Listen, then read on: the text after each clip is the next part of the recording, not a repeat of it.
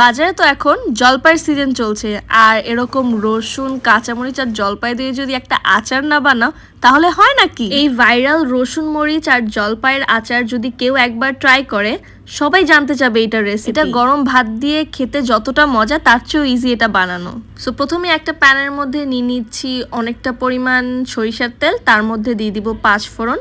তারপরের মধ্যে দিয়ে দিচ্ছি রসুনের অনেকগুলো কুয়া। আমার কিন্তু আচারের মধ্যে রসুন খুব পছন্দ। সো এখন আমরা এর মধ্যে দিয়ে দিচ্ছি গরম মশলা আর দিয়ে দিব এর মধ্যে আদা রসুন বাটা। একটু নেড়ে চেড়ে এর মধ্যে দিয়ে দিব অনেকগুলো কাঁচামরিচ। কেউ ভয় পেও না এতগুলো কেন কাঁচামরিচ দিচ্ছি। আর এটা একদমই ঝাল লাগে না যখন আচারটা হয়ে যায়। কাঁচামরিচটা খেতেও ইন্ডিভিজুয়ালি খুব মজা লাগে, অত একটা ঝাল লাগে না, বাট খেতে খুবই মজা।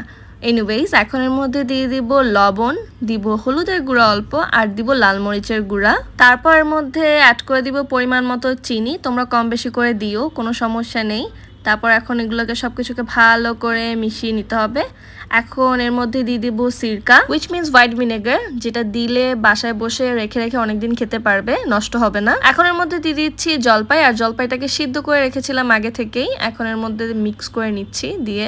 এর মধ্যে চলো কিছু কমেন্টস পড়ে আসি। সঞ্জিতা কিচেন অ্যান্ড ব্লগ থেকে লিখেছেন পুডিং, আর খুশিস ব্লগ থেকে লিখেছেন ডিম ছিল 7টা কিন্তু অনেক সুন্দর হয়েছে, থ্যাংক ইউ সো মাচ। চলো এখন আমরা ভিডিওতে আবার ফিরে আসি।